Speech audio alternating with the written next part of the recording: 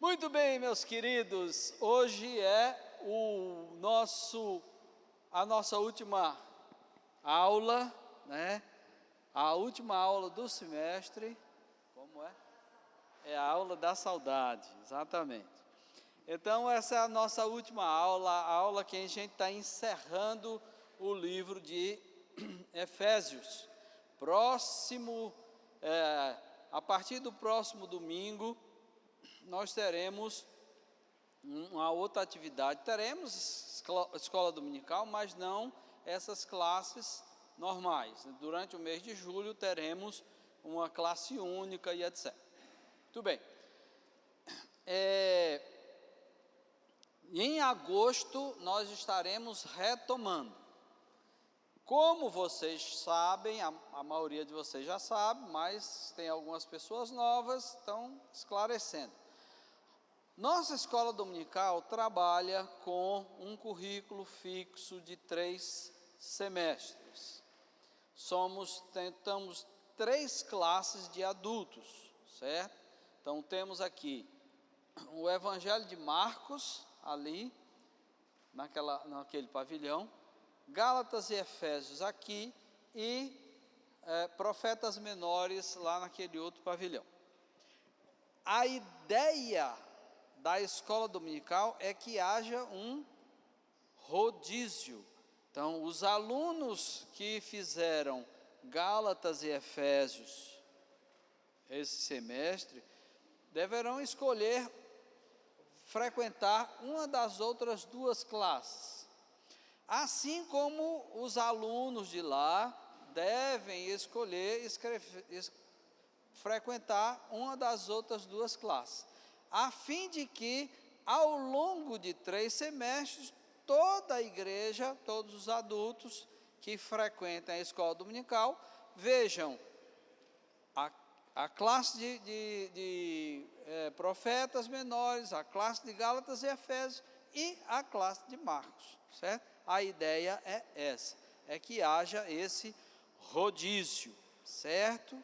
Então, é com muito prazer que nós encerramos e com muita tristeza, porque não veremos mais vocês na classe no próximo semestre, mas veremos outros, se Deus assim o permitir. Muito bem, então, o livro de Efésios estamos terminando, né? Vamos dar uma pequena recapitulação, porque o Paulo está encerrando a carta, certo? E está encerrando a parte, digamos, aquela parte prática que ele começou a falar a partir do capítulo 4, certo? E aí, então, essa epístola dos Efésios, ele nos descortina a amplitude do pensamento de Paulo, né?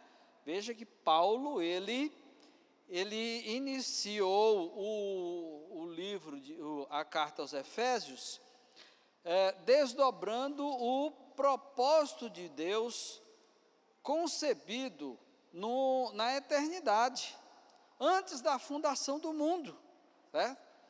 E qual era o seu plano? Criar uma nova humanidade. Essa humanidade é a igreja, certo?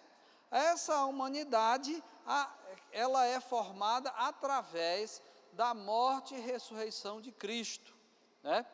E aí também é do seu plano unir toda a igreja, certo?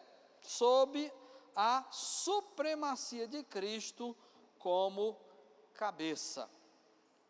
E aí Paulo, durante a carta, ele vai falar sobre o mistério de Deus que foi oculto, revelou o mistério oculto desde os tempos antigos. E qual era esse mistério? Que essa nova humanidade, ela incluiria judeus e gentios, né? Judeus e gentios que antes eram inimigos, né? Falamos aqui, né, sobre a inimizade que havia. Porém, em Cristo, essa inimizade acaba, porque somos todos o mesmo corpo. Não existe mais inimizade, não existe mais nem judeu, nem grego, nem escravo, nem livre, nem grego, nem cita, nem romano, mas todos são um em Cristo Jesus. Ok? Muito bem. E aí, por causa dessa realidade, Deus chama, Paulo chama os cristãos, quer sejam judeus, quer sejam gentios, a viverem de modo digno do Evangelho, da vocação a que foram chamados, de modo digno do Evangelho, certo? E aí há uma conclamação a viver em santidade, viver em santidade. E aí, essa santidade, inclui amor e comunhão entre os irmãos, serviço na igreja e na comunidade, e esse serviço ele é desempenhado utilizando, se valendo dos dons espirituais que são distribuídos à igreja mediante o Espírito Santo, a atuação do Espírito Santo. O Espírito Santo dá dons à igreja para que a igreja possa crescer e para que nós possamos servir uns aos outros, certo? Muito bem. Porém, nós ainda não estamos no céu. Nós ainda não chegamos no novo céu e na nova terra.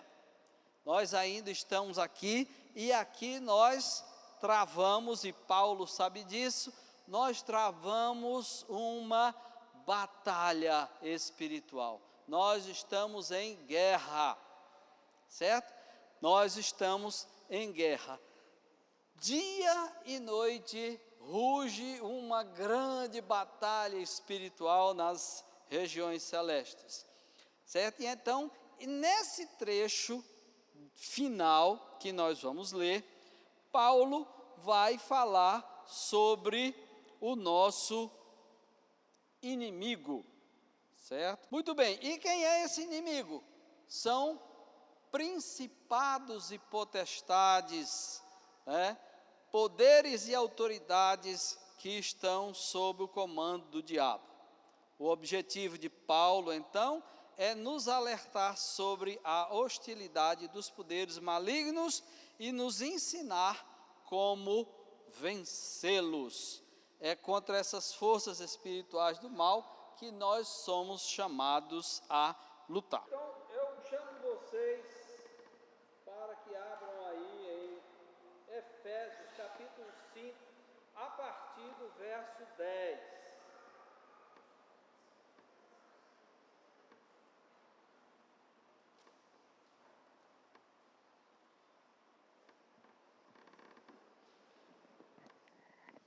A partir do verso 10. Vamos, capítulo 6, a partir do verso 10, até o versículo 24. Esse é o nosso texto. Finalmente, fortaleçam-se no Senhor e no seu forte poder. Vistam toda a armadura de Deus para poderem ficar firmes contra as ciladas do diabo. Pois a nossa luta não é contra seres humanos, mas contra os poderes e autoridades, contra os dominadores deste mundo de trevas, contra as forças espirituais do mal nas regiões celestiais. Por isto, vistam toda a armadura de Deus para que possam resistir no dia mau e permanecer inabaláveis depois de terem feito tudo. Assim, mantenham-se firmes, cingindo-se com o cinto da verdade, vestindo a couraça da justiça e tendo os pés calçados com a prontidão do evangelho da paz. Além disso, usem o escudo da fé com o qual vocês poderão apagar todas as setas inflamadas do maligno. Usem o capacete da salvação e a espada do Espírito, que é a palavra de Deus. Orem no Espírito em todas as ocasiões, com toda oração e súplica. Tendo isso em mente, estejam atentos e perseverem na oração por todos os santos. Orem também por mim, para que quando eu falar, seja-me dada a mensagem, a fim de que destemidamente torne conhecido o mistério do Evangelho, pelo qual sou embaixador preso em correntes. Orem para que, permanecendo nele, eu fale com coragem como me cumpre fazer. Tíquico, o irmão amado e fiel servo do Senhor, lhes informará tudo para que vocês também saibam qual é a minha situação e o que estou fazendo. Enviei-o a vocês por essa mesma razão, para que saibam como estamos e para que ele os encoraje. Paz seja com os irmãos e amor com fé da parte de Deus Pai e do Senhor Jesus Cristo. A graça seja com todos os que amam o nosso Senhor Jesus Cristo com amor incorruptível. Muito bem, então Paulo aqui nos fala dessa batalha espiritual contra principados e potestades, contra autoridades e poderes, né? E então, o objetivo de Paulo aqui é nos alertar sobre a hostilidade desses poderes malignos e nos ensinar como vencer esses poderes malignos. Então, é contra essas forças espirituais do mal que nós somos chamados a lutar, certo? E para isso, obviamente, nós precisamos do auxílio de Deus, porque nós somos meros mortais. Como é que a gente vai vencer forças espirituais do mal tão poderosas, certo? Como é que isso pode acontecer? As armas carnais não são suficientes, daí nós precisamos da armadura de Deus, e é por isso que ele fala sobre a armadura de Deus, certo? Muito bem, uma coisa que nós precisamos entender é que essa nossa luta é uma luta corpo a corpo, é uma luta diária, até o dia que você fechar os seus olhos, ou se o Senhor voltar antes disso, até lá a gente vai estar lutando contra esse inimigo. E é uma luta renhida, uma luta corpo a corpo. Não é uma luta, você com um fuzil a 1000 metros de distância atirando no outro cara lá, não. É ali, você olho no olho, lutando com ele ali, certo? Então, essa é uma luta que requer de nós muito empenho, muita força, requer de nós muita preparação, requer de nós muita preparação. E é por isso que no versículo 10, ele diz, segundo o Dr. Martin Lloyd-Jones, a melhor tradução para esse termo que na NAA está, quanto agora, né, fortaleçam-se no Senhor e tal. Na NVI tem finalmente. Dr. Martin Lloyd-Jones, ele diz que a melhor tradução é a partir de agora. A partir de agora. Tendo em vista que você tem essa informação, a partir de agora, até o final, você deve se fortalecer no Senhor e na força do seu poder, certo? É nessa caminhada aí, na sua estrada, na sua caminhada cristã até o final, desde agora. Então, essa guerra espiritual, certo? Ela vai, durante esse período todo. E aí Paulo vai falar sobre o inimigo que nós enfrentamos, né? Quem é esse inimigo? Então, para vencer o inimigo, a gente precisa conhecê-lo. Nós precisamos conhecer o inimigo. Se nós negligenciarmos nisso, nós vamos correr o risco de ser derrotados. Se nós negligenciarmos essa perspectiva que nós precisamos conhecer o inimigo, que nós não podemos subestimá-lo, que se nós deixarmos de lado a armadura de Deus, certamente seremos derrotados. Certamente seremos derrotados. Ok? Então, Paulo, ele vai dividir, digamos assim, ele vai falar alguma coisa sobre a força de Deus. Ele diz: fortaleçam-se no Senhor e no seu forte poder, vistam toda a armadura de Deus para poderem ficar firmes contra as ciladas do diabo. Aí depois ele vai dizer, a partir do versículo 16, qual é a armadura de Deus, quais são as peças dessa armadura. E no meio, ele vai falar sobre esse nosso inimigo. Ele vai nos dar as características desse nosso inimigo.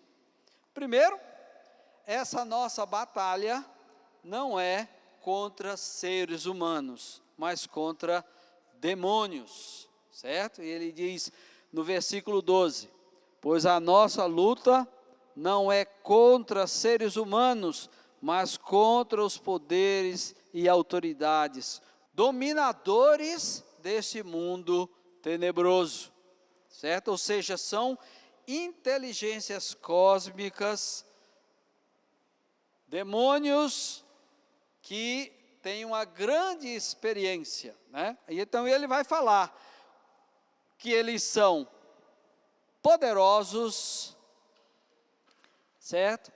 Eles são malignos e também eles são astutos, certo?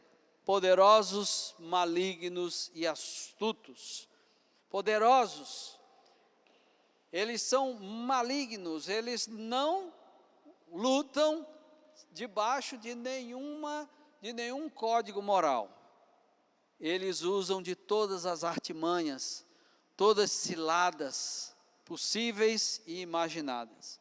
E eles são astutos. Vejam, os demônios, o diabo, há muito tempo que eles estão aí, né? Rondando, conhecendo a alma humana. Então eles já acumularam um conhecimento e uma experiência muito grande acerca da alma humana. E cada vez eles, obviamente isso dá a eles uma vantagem muito grande, porque eles conhecem a alma humana, sabem de como nós somos capazes de pecar.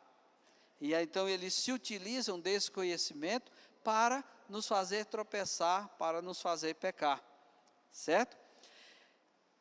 Você, por acaso, já parou para pensar e para se perguntar, por que que os bandidos têm tanta inteligência para fazer o mal? Vem daqui, dessa influência demoníaca, de todo esse conhecimento que eles têm, né? Certamente vocês já receberam uma ligação, a sua compra na loja tal, não sei o que, foi realizada com sucesso. Se você não reconhecer, se você reconhecer, digite tal. Se você não reconhecer, digite 2. Aí você digita 2, aí você cai exatamente no colo do camarada, e aí ele vai com uma conversa bem arrumada, bem engendrada, e você acaba caindo num golpe. De onde é que vem tanta inteligência? Pessoas que muitas vezes até nem estudaram, fizeram primário, quando muitos chegaram no ginasial. Atenção, é da minha época, eu estou falando da minha época. É o primeiro grau agora, né? Primeiro grau maior, menor, sei lá, fundamental maior, menor, não sei, me lembro mais não desse negócio aí, eu estou desatualizado. Então, vou falar de primário e ginásio da nossa época. Não é? Muito bem. E aí, então, com tanto poder, com tanta astúcia, com tanta inteligência, como é que a gente pode vencer esse povo? Como é que a gente pode vencer esses seres malignos? Somente o poder de Deus pode nos livrar da força da maldade e da astúcia do diabo.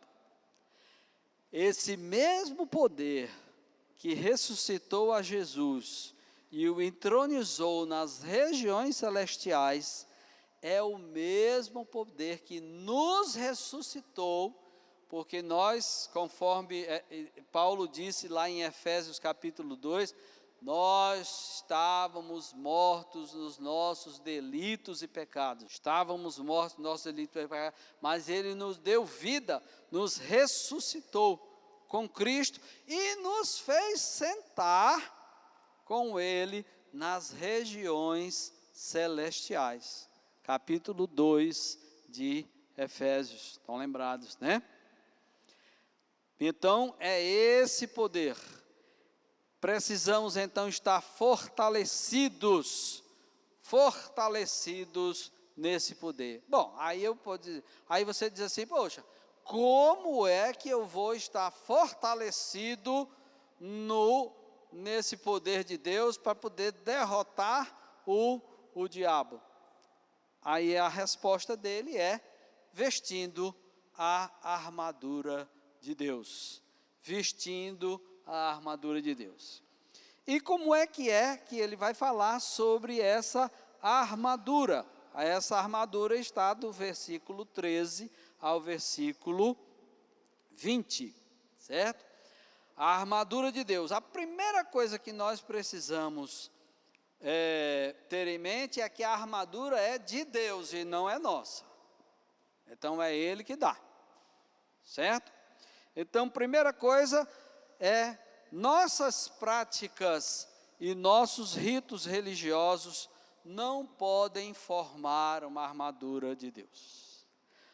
Não é você cumprir, digamos assim, regras e conceitos religiosos que você vai conseguir vestir a armadura de Deus. Para vestir a armadura de Deus, a primeira coisa necessária é que você seja um crente genuíno e não simplesmente um frequentador de igreja. Então, nada de ritos religiosos vão solucionar o seu problema, certo? Você precisa ser um crente genuíno, nascido de novo, aquele que experimentou o novo nascimento, teve a experiência de arrepender-se dos seus pecados e receber a Cristo como seu único e suficiente Salvador e Senhor da sua vida, certo? Muito bem, então, usar essa armadura de Deus tem um propósito. Qual é o propósito? Nos dá firmeza nessa luta, né? É interessante como Paulo fala várias vezes nesse trecho sobre estar firme, né? Veja só, ele diz lá no versículo 11, vistam toda a armadura de Deus para poderem ficar firmes contra as ciladas do diabo, né? E depois ele fala no versículo 13, por isso vistam toda a armadura de Deus para que possam resistir no dia mau e permanecer inabaláveis. Firmeza. E ele fala mais também no versículo 14, assim mantenham-se firmes. A firmeza é uma coisa necessária na vida do cristão. Precisamos ser cristãos firmes e estáveis. Não podemos ser débeis, né? Que entram em crise por qualquer acontecimento. Precisamos ser firmes. Para sermos firmes, precisamos vestir a armadura de Deus. E essa armadura tem que ser vestida o dia todo, todo dia. Né? Não pense que você, quando você vai dormir, você tira a armadura, não. Tá? A armadura tem que estar com você o tempo todo, certo? Nós precisamos ser firmes e não débeis. É por isso que Paulo fala, né, de que nós precisamos ser firmes para não sermos levados por qualquer vento de doutrina. Muito bem, e falando sobre a armadura, né, especificamente, ele vai falar que a armadura tem 6 peças.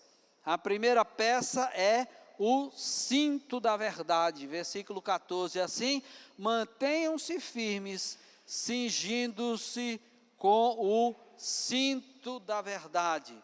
O soldado romano usava essa peça para dar firmeza a essa região aqui do corpo. Isso ajudava ele a ficar firme durante a batalha. Quem vai nos firmar é a verdade. Aqui nós temos 2 facetas, 2 dimensões da verdade. Primeira, a palavra de Deus, ela é a verdade. Precisamos nos esmerar no estudo da palavra. Se você deixa a sua Bíblia pegando poeira a semana toda e não lê, não para meditar na palavra de Deus, você não está se cingindo com o cinto da verdade. A palavra de Deus tem que fazer parte da nossa vida. Precisamos ler, precisamos meditar nela. Arranja tempo. Você tem tempo para olhar no Facebook. Sei não, Facebook é coisa demodê já, né? Agora é só Instagram. Pois bem, aí você tem tempo de olhar no Instagram, tem tempo de assistir série, tem tempo de assistir novela, tem tempo de assistir jornal, não é? Tem tempo de fazer tudo, só não tem tempo de ler a Bíblia. O Senhor tem que ter a prioridade na sua vida. E o que é que Jesus disse? Vocês provam que vocês me amam se vocês cumprem os meus mandamentos. Mas como é que você vai cumprir os mandamentos se você não conhece, se você não lê a Bíblia? Tem que ler a Bíblia para saber os mandamentos, para poder cumprir os mandamentos, para poder provar que ama o Senhor. Se você não faz isso, você está demonstrando que não ama o Senhor, coisíssima nenhuma. Então, apego às Escrituras. A outra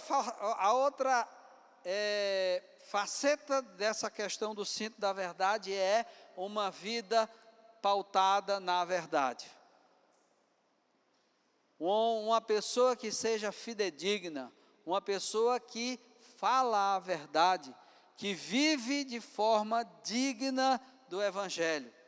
É outro aspecto da armadura de Deus que fala a respeito desse, o cinto da verdade. Apego às Escrituras e uma vida pautada pela verdade, pela honestidade, pela integridade, certo? Agindo assim, nós vamos ter a firmeza necessária para resistir ao diabo. A segunda peça é a couraça da justiça. A couraça da justiça. Aqui também nós temos 2 facetas, 2 dimensões da justiça. A primeira é a justiça que Jesus Cristo conquistou lá na cruz do Calvário e nos imputou, ou seja, a justificação pela fé. Justificação pela fé. Não se pode vestir essa couraça se a gente não tem a justificação pela fé. Justificação pela fé que nós alcançamos quando Deus nos declara justos. E quando é que isso acontece?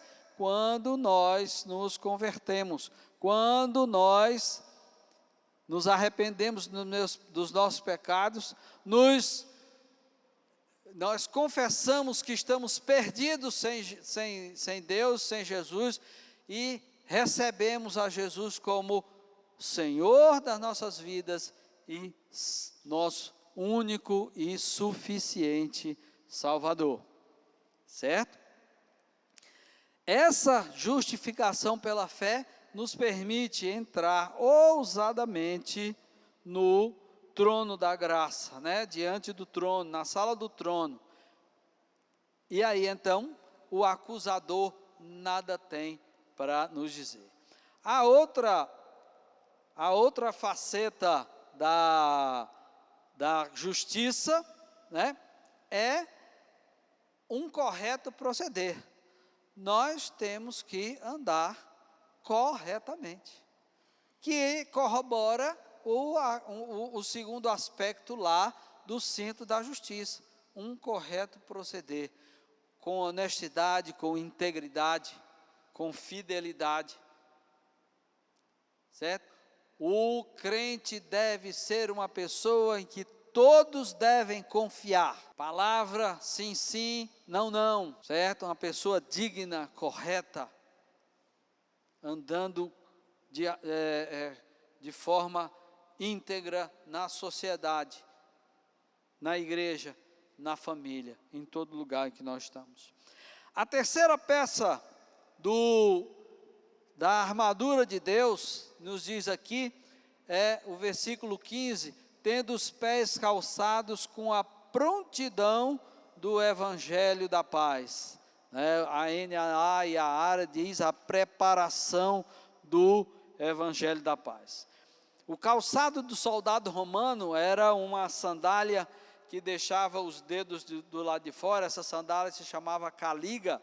Ela tinha cravos de ferro na sola dos pés, que era para poder o soldado romano fincar, né, esses cravos no chão, e assim ele permanecer firme e aguentar a carga do inimigo que vinha sobre ele. Então,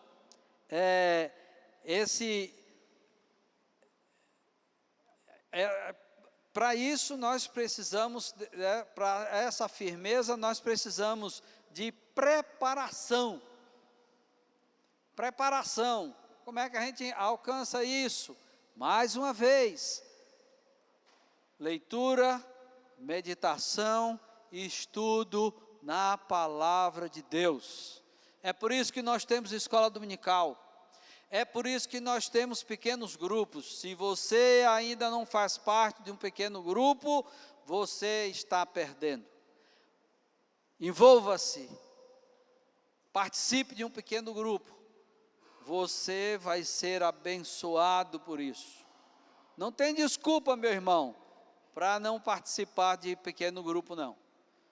Só preguiça, né? Mas preguiça não faz parte da vida cristã, né?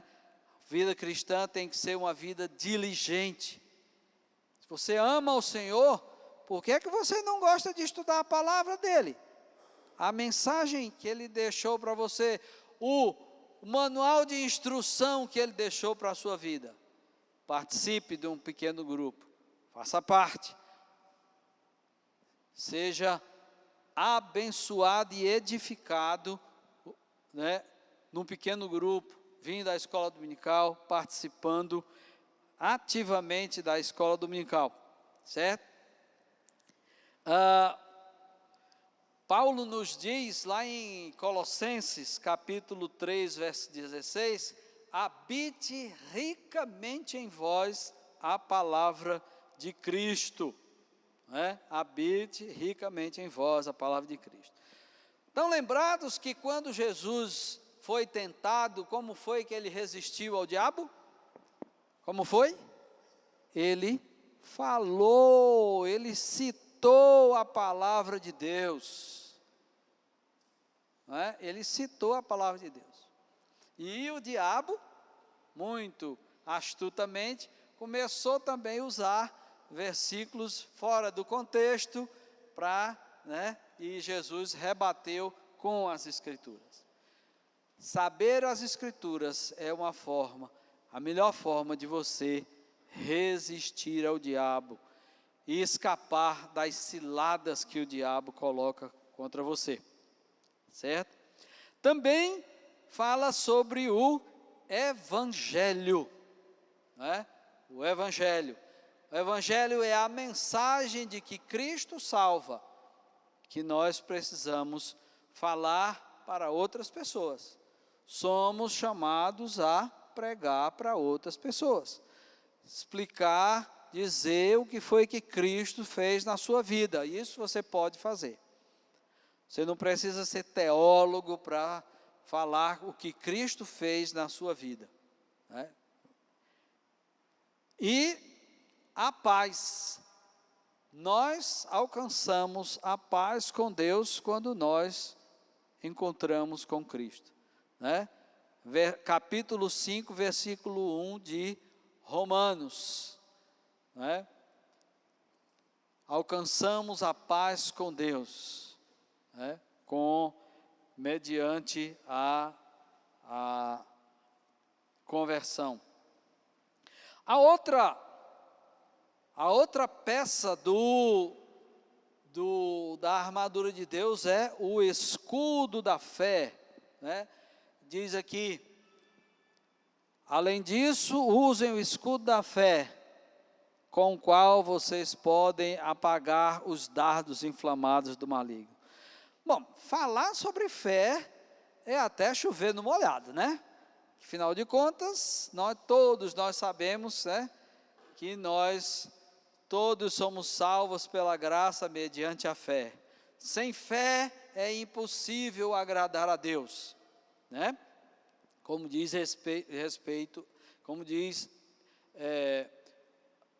Hebreus, no capítulo 6, no versículo 6 do capítulo 11. Sem fé é impossível agradar a Deus. Precisamos ter fé na vida cristã, É impossível um relacionamento correto com Deus sem fé, Precisamos ter fé. Mas uma coisa que a gente deve lembrar: o legionário romano, ele não lutava só, não. O escudo, ele tem uma função que é uma função de defesa. Ele serve para defender. Se um legionário estiver lutando sozinho, ele tem uma defesa, ele tem algum grau de defesa, não é? Porque ele está com um escudo, ele está com uma espada, ele tem algum grau de defesa. Porém, se ele estiver enfrentando mais inimigos do que um só, a sua capacidade de defesa vai diminuir, porque ele só tem um escudo. A sua fé sozinho pode até lhe defender, mas assim como o soldado romano, ele lutava na legião. Vejam o grau de defesa que o soldado tem quando ele está lutando com os seus companheiros. Da mesma forma acontece conosco, meus irmãos. É por isso que Deus instituiu a igreja. Assim como o soldado romano precisava da legião para formar para ter essa formação de defesa, nós precisamos também da igreja. A minha fé vai fortalecer a sua fé, e a sua fé vai fortalecer a minha fé, e a fé de todos nós vai nos fortalecer mutuamente. A igreja é absolutamente necessária para o fortalecimento da nossa fé mútua. Você não pode ser esse negócio de crente em casa. Isso é papo furado. Isso é conversa de preguiçoso. Isso é conversa de quem não teve um encontro pessoal com Cristo legitimamente. Se você tem um encontro pessoal com Cristo, você tem desejo de estar junto dos seus irmãos, e é por isso que a igreja existe. Assim, fortalecidos, nós vamos poder deter e apagar os dardos inflamados do maligno. E quais são esses dardos? Precisamos saber, o nome Satanás significa acusador, diabo significa enganador.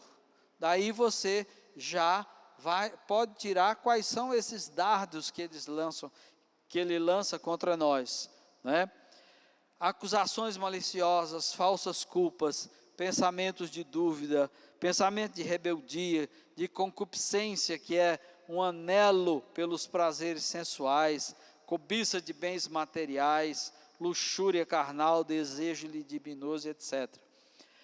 Só podemos apagar esses dardos, resistir a esses dardos, se nós tivermos o escudo da fé.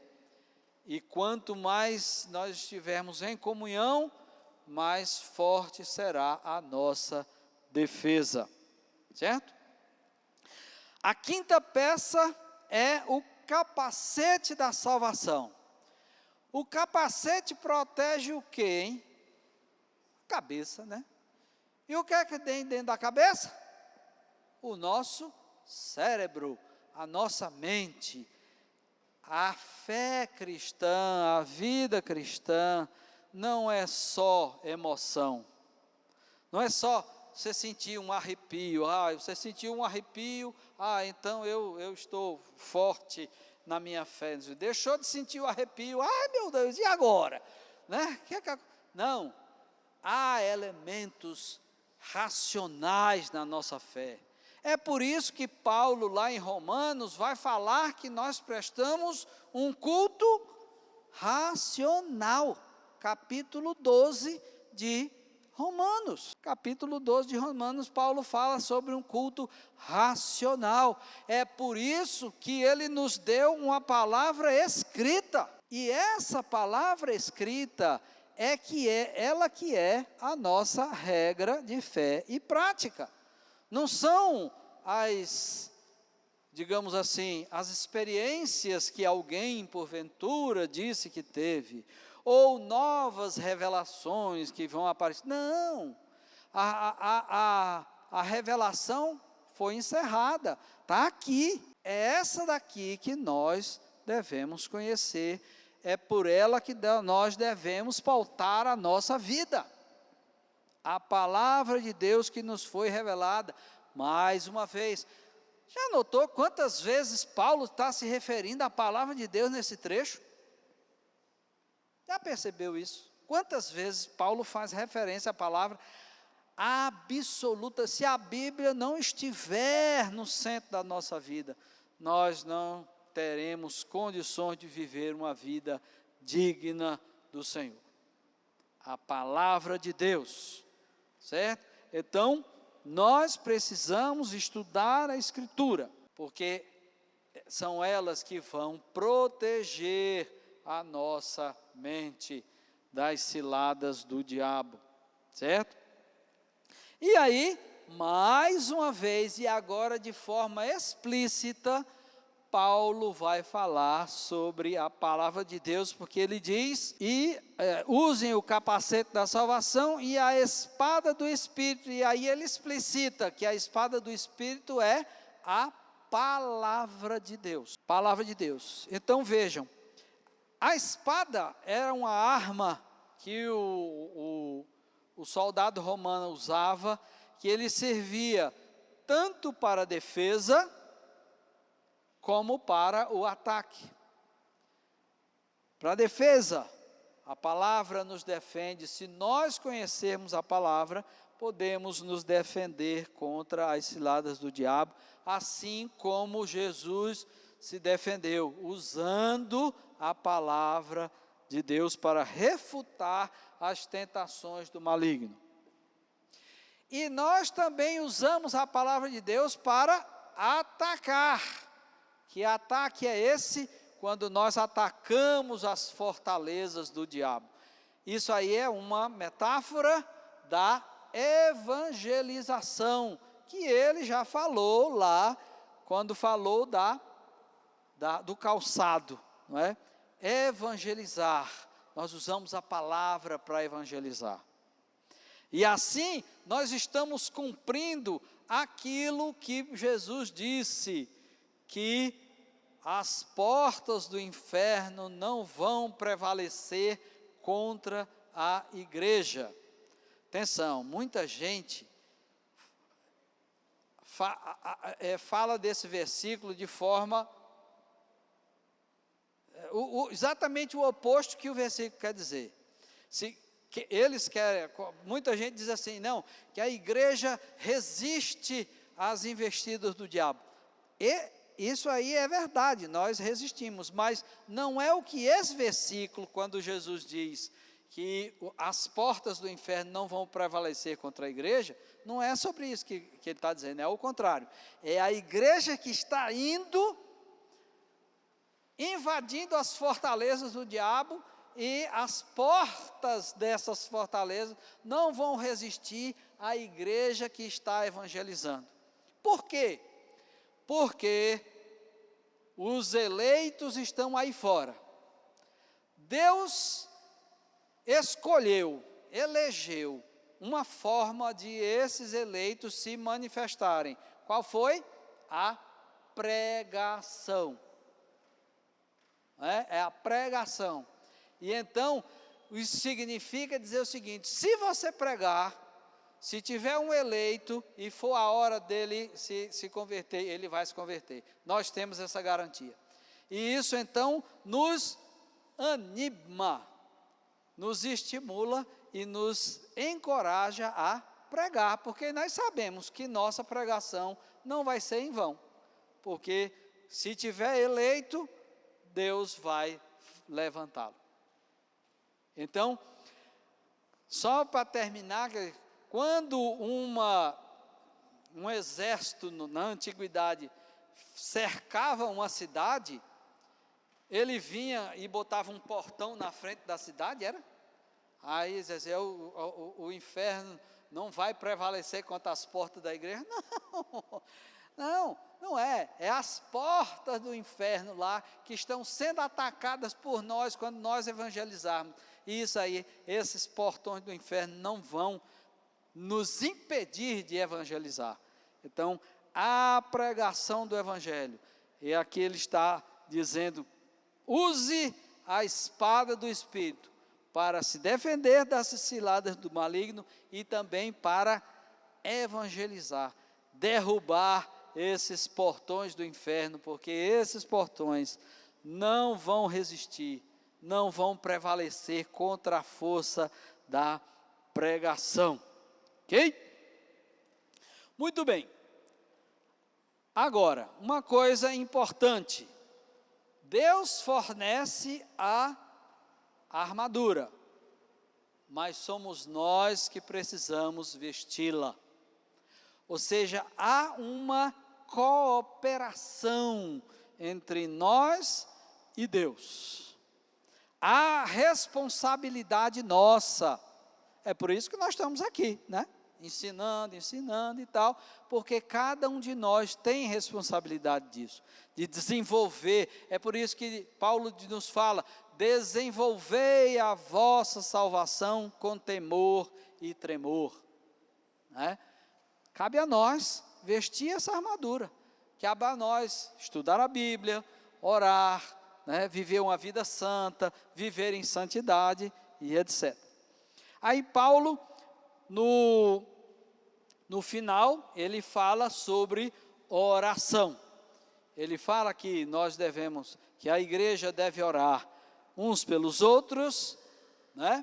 E ele também pede oração por si. Então um apóstolo pedindo oração dos irmãos. Ou seja, a liderança da igreja também precisa de oração, viu? Então vocês, por favor, orem pela liderança, orem pelo pastor, orem pelos presbíteros, orem pelos diáconos, não é? Pelos líderes que estão, os líderes dos pequenos grupos, os líderes da mocidade, da UPA, da SAF, né? da UPH. Orem pelos seus líderes, orem uns pelos outros, orem por vocês mesmos. Orem no Espírito, ou seja, de acordo com a vontade de Deus. Como é que você vai saber a vontade de Deus? Conhecendo a Bíblia, certo? E aí ele termina com uma bênção, né? Ele fala sobre Tíquico, que é o portador da carta, que vai elucidar qualquer questão que eles tenham, e aí ele dá uma bênção, né? Desejando paz com os irmãos, né? A partir do versículo 23, paz seja com os irmãos, e amor com fé da parte de Deus, Pai, do Senhor Jesus Cristo. A graça seja com todos os que amam o nosso Senhor Jesus Cristo, com amor incorruptível. Certo? Então, Deus abençoe a vocês.